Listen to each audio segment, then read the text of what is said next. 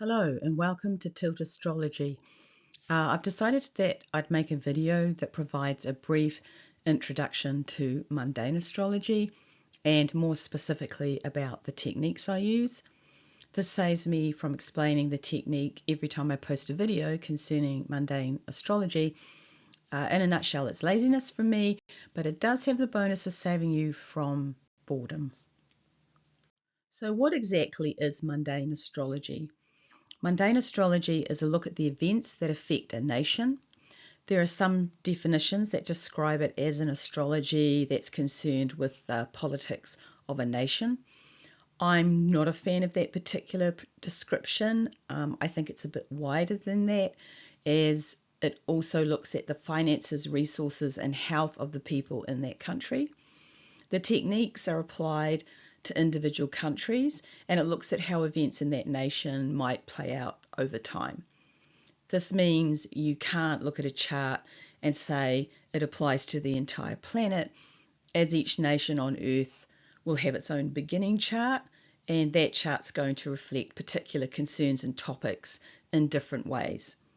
Mundane astrology techniques don't tell you exactly when something is going to happen, but it does give a general theme of what seems most likely to occur within a particular time frame. My primary source text is William Ramesey's Astrologia Munda, but this is more commonly referred to as Mundane Astrology. It's the fourth book in his series Astrologia Restaurata, or Astrology Restored. I use a translation by Stephen Birchfield, who is a practicing astrologer and one of the many interesting and smart people who study earlier forms of astrology. If you're interested, I've included a link to his site in the description for this video. Before we dive into why I use this text, let's take a quick look at William Ramesey.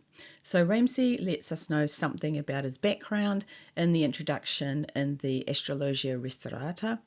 Basically, he's from a long line of solid English and Scottish stock with impeccable credentials that goes back 1500 years, all the way back to ancient Egypt, which I think is his way of saying he's got the background to be able to write about astrology and also to serve in the royal court. Ramesey seems to have had access to a wide variety of astrological texts that have been lost to us over time, including texts from the 1st century Persian Muslim astrologer Abu Mashir and the 13th century Italian astrologer Guido Bonatti. Ramesey tries to record which rules they use to determine particular outcomes or chart setups, and after recording their techniques, he then takes some time to criticize them. I've always assumed this is some sort of intellectual vanity on his part. Being an educated, modern citizen of the late 1600s, he's far more clued up than those idiots from the past. In several chapters, he declares the rules overcooked and presents a simplified method to obtain the same results. An important thing to note is that William Ramesey lived during the time of the English Civil War, and of course during the 17th century there was still a dangerous and persistent belief that witches and witchcraft were real. So an astrologer was riding a fine line between being regarded as a person of science or someone in league with the devil. Ramesey makes a point writing introductions that thank God and point out that everything was in service of God's creation, along with dedications to those in the court, which seems a good way for an astrologer to hedge their bets and not get into trouble with those in power. Ramesey has been placed into a category known as Christian astrology, which is a fascinating topic that I plan to do a deep dive on at some point with any luck. So to circle back, Ramesey's inclusion of references to other texts, along with his in-depth discussion of the topics, results in what I think is a grounded and fairly thorough review of mundane astrology as practiced at the time, especially with the inclusion of works from other astrologers that lived prior to Ramesey. And that applies even when he's unfortunately trashing their methods at the same time he's recording them. There are some aspects missing from Ramesey's work, which is the delineation of what each house stands for, but that can be intuited from the general meaning of the houses and his instructions on how to interpret the condition of those particular houses. So what are the basics? First, Ramesey states that there must be what is called a beginning chart. He implies that this is the time that the person in charge, for example, a president, prime minister, premier, or a monarch, is sworn into office, and all their government is also sworn in. It should be noted that in the case of a king or queen, they must have absolute authority. In other words, they cannot be part of a constitutional monarchy. This could also be when the military seize power over a nation and install a dictator. So basically, whenever someone is placed in charge of a nation, that's the beginning chart. So a lot of modern day astrologers use the country's birth chart. So when the country was formed, for example, 1776 in the case of the USA. But I found that setting the beginning chart as stated by Ramesey seems to work very well. This is because the person who leads the nation is going to heavily influence how the outcomes for that country play out. Abu Mashar states that our beginning chart can be anything, including a great conjunction, but I've stuck with the date and time of a ruler, for lack of a better word, who obtains leadership over a specific nation. So the beginning chart gives you the general themes for the entire length of that term or rulership, and again I'm using rulership as a general term to cover the time period that the person leads the nation, whether they're democratically elected or they obtain their leadership through birth or by force. After that, we have what's called the revolution of the year chart. So this is a chart that is cast for the nation at the time of the spring equinox. In the northern hemisphere, this is March, and in the southern hemisphere, this is September. It's very important to get the time and date for the location. The spring equinox, due to time differences, is going to occur in some countries earlier or later than others. So this chart gives an indication of what is going to specifically occur for that year, along with the beginning chart.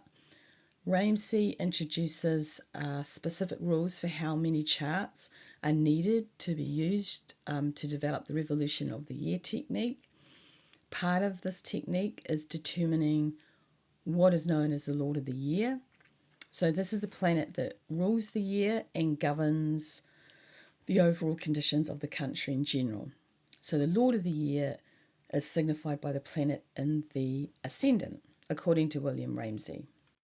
For a double-bodied or mutable sign, so that is Gemini, Pisces, Virgo or Sagittarius, a new chart must be raised every quarter, so one at the spring equinox, one at the summer solstice, one at the autumn equinox, and one at the winter solstice.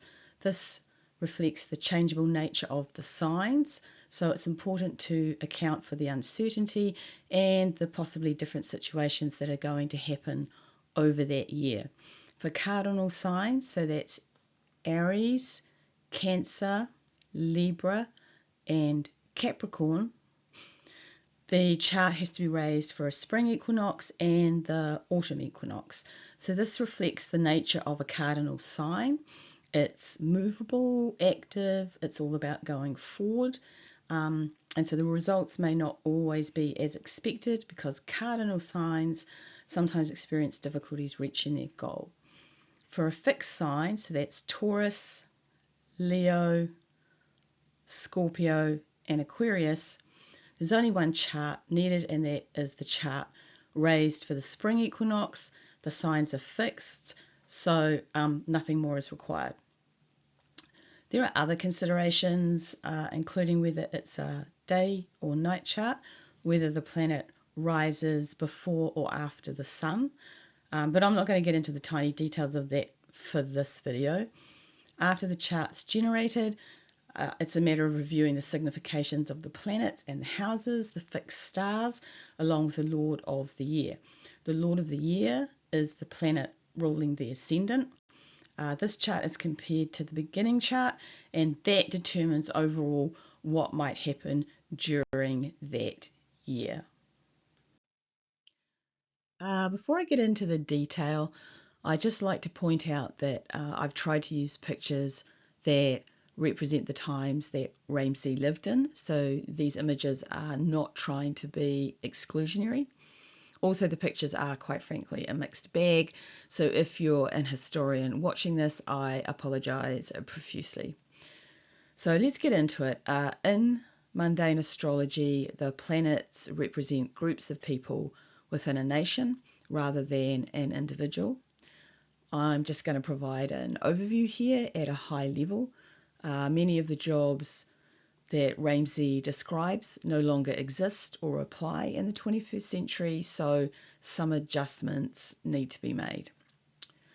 So the Sun and the ruler of the 10th house, which also represents the government, represents the person in charge of the country. The Moon and the ruler of the ascendant represent the masses. Mercury and the ruler of the house Mercury resides in signifies, and Ramesey states here, students, merchants, lawyers, scribes, clerks, all pen men, picture drawers, and the ingenious, and also youth and young men in general. So a lot of these terms we don't use anymore. Scribes were specific people in the court or government who could read and write on behalf of the ruler. And in modern days, the closest to this is people advising heads of state. Penmen were very specific in that they had the skill of teaching calligraphy to those who were learning to write. Picture drawers would be close to people like architects or people who are paid to draw on demand as part of their job. And the ingenious are inventors and scientists and those exploring theories of how the world works rather than having to labour in a job. So we could say entrepreneurs were here as well. Venus and the ruler of the house she resides in represents all females.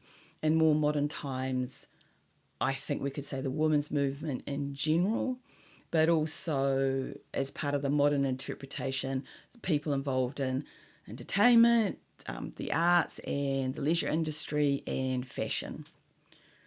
Mars and the ruler of that house it resides in represents soldiers, the military, generals in armies, and in modern times it would also be the police. Jupiter and the ruler of the house it resides in represents noblemen, which in the 17th century is, it's just a 17th century way of saying they're rich and it's the elite. The 9th house and the ruler of the 9th house represents the clergy, who had found they had a lot more power in the 17th century, along with judges and courts. And Saturn in the 17th century represented those in the service of God, including monks, abbots, and friars. In the 21st century, this obviously doesn't really apply anymore. So we can look to Saturn's general meanings and say this represents people involved in jobs requiring hard work, so labouring type jobs, for example, agriculture, fisheries, manufacturing, construction, and I would also include here service type jobs as well. Rahu, the north node, and Ketu, the south node, do not represent people, but add additional context to what the outcomes might be for that year. Each house in a mundane chart represents the various aspects of what might make a nation function. As I've already mentioned, Ramesey doesn't go into the general significations for the houses, but he does provide some detailed interpretations for each house, depending on the planets in the house. I haven't included them all here. Using Ramesey's details and other texts from other authors, it's possible to come up with a general list of what the houses mean. This is a brief overview, and again at a high level. It's just to give you an idea of how this works. So the first house can be thought of as the general conditions of a nation. This could be also seen as the national identity. The second house is the wealth of a country, the people's purchasing power, financial stability, and the financial resources of the nation. The third house is communications between the government and the public.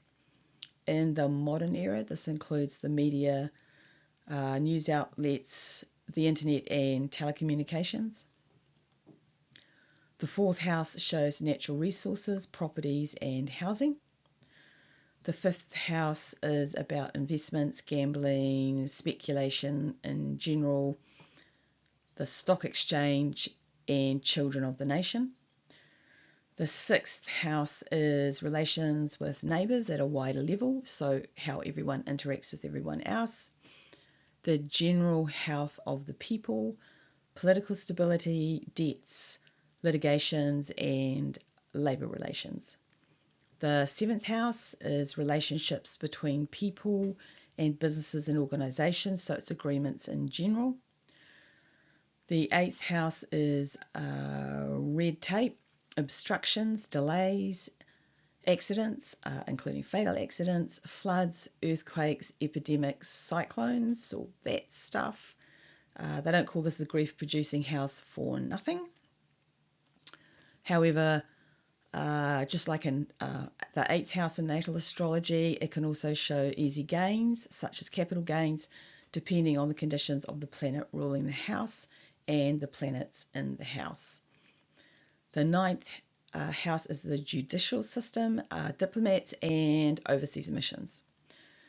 The 10th house is the executive, parliament, law and order, and government administration.